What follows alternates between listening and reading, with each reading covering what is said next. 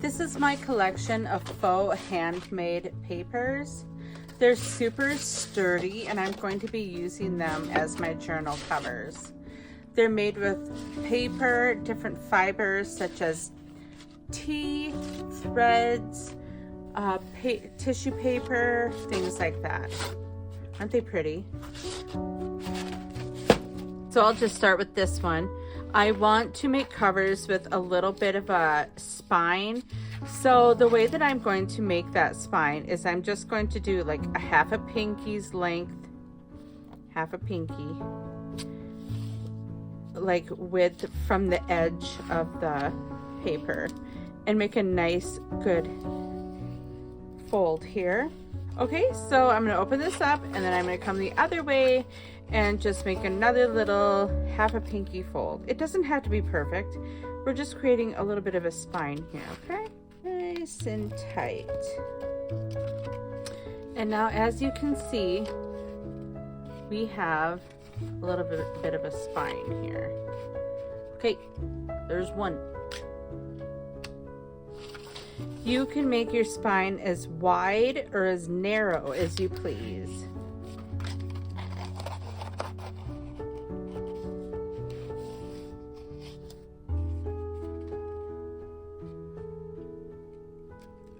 And look what gorgeousness we have here. Look at all these different book covers. Isn't that beautiful? I might not use all of these journal covers, but I'm going to use some of them because I'm trying to use up some of these pieces. I'm sure these are like paper packs from Temu or something. I really have no idea. But I had received them from a friend in a big art pack that I got from her, and I thought these would be beautiful cover images. So let's just pick one, shall we? See, they open up, they come in these like super cute folders, and they have really pretty images, and they're different. And there you see, there's a fox, another one. See, they're just super pretty. Let's find a perfect cover for this image. Ooh, could be that one. Ooh, this one's nice too. They're all so nice. Wouldn't that be beautiful? Oh, that'd be gorgeous on that one as well. Oh, that is so pretty. So beautiful. Which one should I put it on? Should I put it on the white one? No. This one? No, you guys, I think this one was my favorite.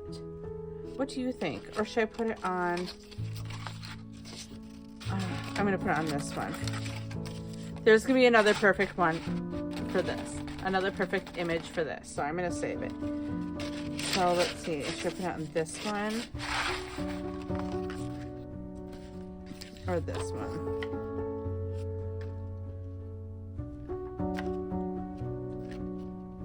I think I'm gonna put it on this one. I think I'm going to put it on this one, and then I'm going to darken the edges around it just to frame it a little bit. I'm going to be using my Stampin' Up! Soft Suede ink pad to be inking the edges. My Tim Holtz inks are drying up on me even when I add water to them. But my Stampin' Up! Inks haven't let me down yet. I've had this ink pad for years. Literally. So I'm just gonna go in and do the edges here. See, okay, another thing that I like about the Stampin' Up! Inks is they are pigment, so I can go in and use a product such as Mod Podge or glue, and it won't smudge as much as some of the inks by Tim Holtz. I love his inks. I love the colors. It's just the Stampin' Up! Inks worked better for me for this type of project. Okay, so that looks really pretty, doesn't it? I could even add a little bit of coppery kind of ink, maybe perhaps in there, just to warm it up a little bit. Okay, so I chose Cinnamon Cider Ink Pad by Stampin' Up. This one is going to be nearly perfect because I don't use it very often. Oh yeah, look at that. That's pretty much perfect. Got my ink dauber that I just used an empty thread spool, and then I connected my dauber to the end. I like to have a dauber for each ink pad. Okay, so I'm just gonna lightly ink that and just go just inside of the darker spots just to warm up this page a little bit. See, just a little bit. Warm it up. Not a lot. You can go up the sides. You can do this side too. You can do pretty much whatever you want on this side. Go crazy. Inky, inky, inky. Go over the edges here too. Don't worry about the inside for now because we're going to add some reinforcement on the inside later. Perf.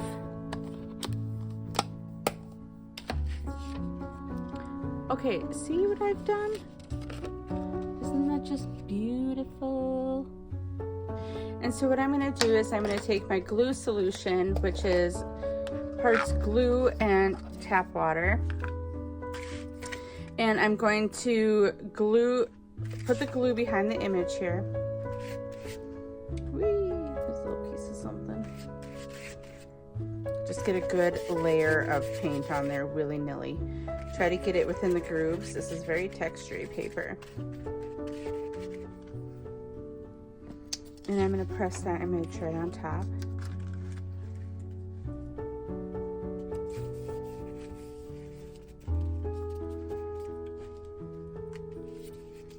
Glue over the top of that again.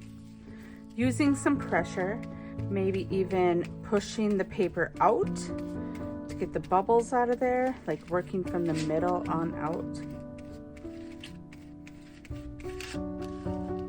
Just to make sure it glues evenly onto your page. Move it around, just smush it in from every direction.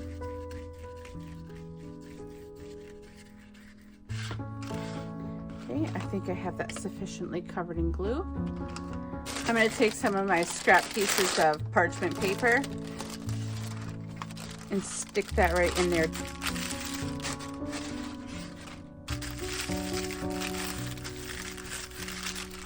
So that it won't stick, you see. Okay, and I'm going to set this aside to dry. I'm not going to worry about the curliness right now because I'm also going to add reinforcement on the insides and flatten it out.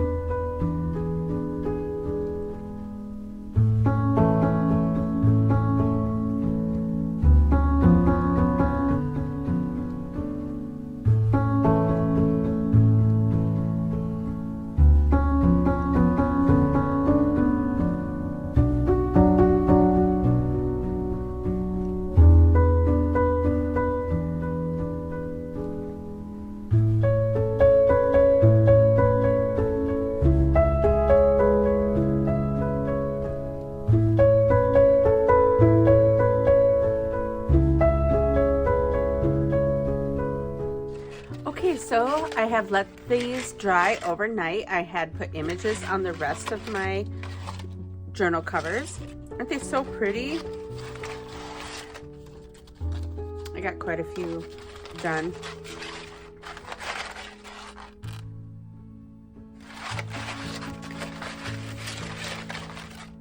Now I'm just going to reinforce the inside, and I think I'm going to start with this one. I like to secure the spine with Tyvek. I don't like to use regular masking tape because you can tear masking tape, and I don't want my book to tear down the line in years to come. Tyvek tape, sorry, my husband makes sure that I use the term correctly. It's Tyvek tape, cat. Oh, sorry. All right, and then we're just gonna trim that off. You're not gonna be able to glue on the Tyvek. I mean, you can if you like rough it up with sandpaper, but we're going to be sewing over top of our journal covers anyway. So I'm just going to glue on the cover. I'm not going to sandpaper it. I'm just going to glue some paper down. Some coordinating paper. I thought this was kind of cute, don't you? So I'm just going to size that just roughly.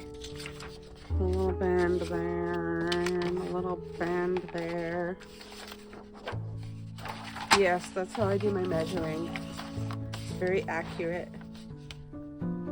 I hardly ever mess it up. Okay.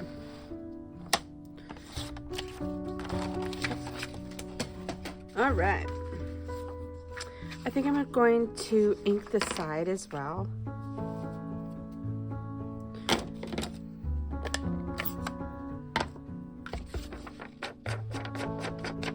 Just a little bit. All right, and then I'm gonna line it up like this, make sure I can still close it. Yes, it still fits. Woohoo. Let's put some glue on this.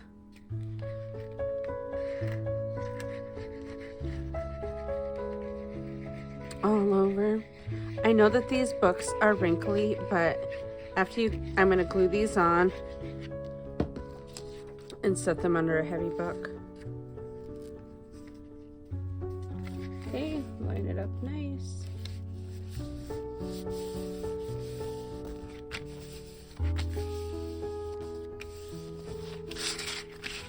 Okay, size this side.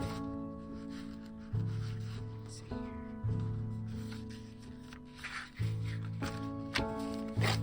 And it's okay if you can see a little bit of that Tyvek tape. You're gonna have a signature in there covering it.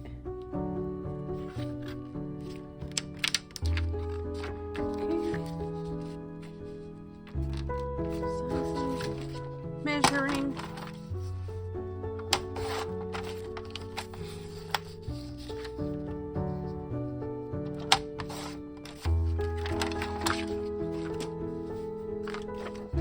Gluing.